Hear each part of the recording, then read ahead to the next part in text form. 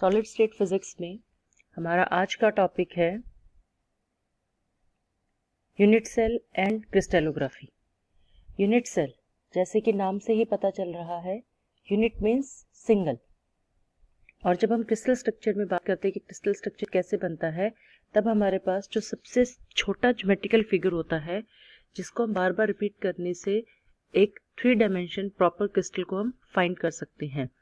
So unit cell is the smallest geometrical figure, repetition of which in 3 dimension will give the actual crystal structure. So unit cell means एक single structure जिसको कि बार बार repeat करने पे हम actual crystal structure को gain कर सकते हैं। आगे देखते हैं इसके बारे में। पहले हम इसकी डेफिनेशन पढ़ेंगे। Unit cell is defined as the smallest group of atoms or the smallest building block of a crystal consisting of atoms, ions or molecules whose geometrical arrangement defines a crystal's characteristic symmetry and whose repetition in space produces a crystal lattice. So here we can say this is the smallest building block. Building block मतलब जिसकी वजह से कि पूरा का पूरा crystal आपके पास built होता है। ठीक है, मतलब किसी भी क्रिस्टल क्या आता है हमारे पास कि जब हम किसी भी एटम्स को या मॉलिक्यूल्स को या आयंस को अगर हम प्रॉपर वे में अरेंज करते हैं तब हमारे पास एक क्रिस्टल स्ट्रक्चर बनता है। जैसे इस तरीके की अगर हम बात करते हैं जनरल कि ये हमने क्या किया, एटम्स और आयंस को एक प्रॉपर मैनर में किया तो हमारे पास क्रिस्टल बन गया। अब ये जो फर्स्ट वाला था जो मैंने सबसे पहले ड्रॉ किया था, that is the unit cell, कि इस एक को हमने सेम डायमेंशन में चारों तरफ अगर हमने इसको रिपीट किया तो हमारे पास क्या बन गया, एक क्रिस्टल स्ट्रक्चर बन गया। अगर हम बात करते हैं यूनिट सेल इन 2 डायमेंशन, तो इस तरीके का एक रेक्टेंगल होगा हमारे पास ABCD। अगर हम इसको बार बार रिपीट करेंगे तो हमारे पास 2 डायमेंशन क्रिस्टल स्ट्रक्चर बन जाएगा। इसमें आप देख सकते हैं कि ये जो ABCD वाला है, ABCD, इसकी डायमेंशन और जो ये वाला पॉइंट है आपके पास, इसकी डायमेंशन और स्ट्रक्चर और पैटर्न सेम है, इसकी डायमेंशन और स्ट्रक्चर पैटर्न सेम है। तो इस तरीके से हमने क्या किया, ABCD एक यूनिट सेल ले लिया और उसको अगर हम बार बार रिपीट करते चले गए तो हमारे पास क्या बन गया, क्रिस्टल स्ट्रक्चर बन गया, that is in 2 dimension. Clear. अब अगर हम 3 डायमेंशन की बात करते हैं तो ये जो क्रिस्टल स्ट्रक्चर हमें दिखाई दे रहा है ये हमारा 3 डायमेंशन क्रिस्टल स्ट्रक्चर है। अगर हम इसको और प्रॉपर वे में बनाएंगे तो हम बात करते हैं कि इस तरीके से एक 3 डायमेंशन क्रिस्टल स्ट्रक्चर हम कैसे ड्रॉ कर सकते हैं। मतलब एक क्यूब, ये एक हमने क्यूब ड्रॉ किया, ये इस तरीके से। अगर हम इसको भी क्यूब बनाना चाहेंगे तो ये इस तरीके से बन जाएगा। क्लियर। क्यूब हमने जो बनाया that is unit cell in 3 dimension. अब अगर हम इसी यूनिट सेल को बार बार रिपीट करेंगे तो हमारे पास क्या बन जाएगा, unit cell in 3 dimension. This is the exact figure. और अगर हमने इसको रिपीट किया, ये देखिए ये वाला जो पोर्शन है हमारा, ये जो चीज़ है ये हमने रिपीट की, ये जो पोर्शन है, और हमारे पास इसी तरीके से अगर हम इसको बार बार रिपीट करेंगे तो यूनिट सेल जो है हमारे पास 3 डायमेंशन में आ जाएगा।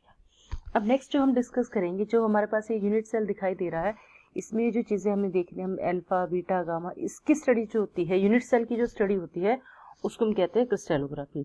तो उससे पहले जो हमारा बिग कॉन्सेप्ट क्या है कि यूनिट सेल में ऑल्सो भी regarded as the building blocks that makes up the crystal.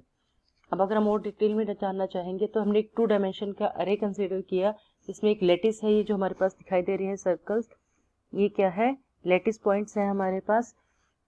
तो ABCD की अगर हम बात करते हैं, अगर पैरेललोग्राम को हम रिपीट करते हैं AB और AD के लॉन्ग, जैसे कि मैं पहले ही बता चुकी हूँ, मतलब अगर हम इसको AB के लॉन्ग रिपीट करेंगे तो ये यहाँ पे ये हमने AB के लॉन्ग रिपीट किया, ये हमने इसको AD के लॉन्ग रिपीट किया। सिंस ये पैरेलल और इक्वल है, ये फिर से हमारे पास यूनिट डायमेंशन बन गया। AB और AD के लॉन्ग किया तो इस तरीके से हमारे पास क्या बन गया, एक यूनिट सेल बन गया। तो यहाँ पर ABCD और EFGH क्या है, एक यूनिट सेल है हमारे पास। क्लियर। अब अगर हम बात करते हैं कि लेटिस पैरामीटर्स क्या होते हैं यूनिट सेल के, the length of the principal axis और axes of the unit cell and the angles between them are called the lattice constants and these are also called lattice parameters और cell parameters. दो तरह के होते हैं हमारे पास crystallographic axis. The lines drawn parallel to the lines of the intersection of any three faces of a unit cell which do not lie in the same plane are called crystallographic axis। देखिए अगर हमने अभी बात की थी कि ये अगर हम यूनिट सेल की बात करते हैं तो इस तरीके से हमने एक यूनिट सेल ड्रॉ किया, क्लियर। अब हमने क्या कहा है, क्रिस्टलोग्राफिक एक्सिस क्या होती है, the lines drawn parallel to the lines of intersection of three faces. अब अगर हम बात करते हैं कि ये एक 2 3 4 5 और एक इसके पीछे वाला 6 फेज हो गए क्रिस्टल के हमारे पास। अब इनके पैरेलल, अब अगर ये जो फेस है आपके पास सेकंड फेस है, इसके पैरेलल जो लाइन है वो ये है, क्लियर।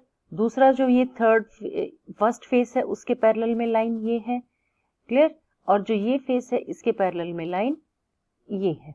तो ये जो आपके पास हो गई that is X Y Z, ये जो हो गई ये क्रिस्टलोग्राफिक एक्सिस हो गई। मतलब सेकंड फेज के पैरेलल में ये वाली लाइन है, फर्स्ट फेज के पैरेलल में ये वाली लाइन है और थर्ड फेज के पैरेलल में ये वाली लाइन है। तो ये हो गई आपकी क्रिस्टलोग्राफिक एक्सिस, क्लियर। अब अगर हम बात करते हैं इंटरफेशियल एंगल्स, जो तीन क्रिस्टलोग्राफिक एक्सिस के बीच में जो एंगल्स बने हैं उनको हम कहते हैं इंटरफेशियल एंगल्स। देखते हैं हम क्या करते हैं। जैसे ये हमारे पास यूनिट सेल है, तो यहाँ पर ये जो लाइन है ये पॉइंट O है आपका, ये जो लाइन है OX, OY, OZ, ये क्रिस्टलोग्राफिक एक्सिस हो गई। और ये जो एंगल्स बने हैं आपके पास अल्फा, बीटा, गामा, ये आपके पास इंटरफेशियल एंगल्स हो गए, क्लियर। आज की वीडियो में इतना ही। अगले वीडियो में हम नेक्स्ट प्रिमिटिव सेल्स और उसके इम्पोर्टेंस के बारे में पढ़ाई करेंगे। थैंक्स।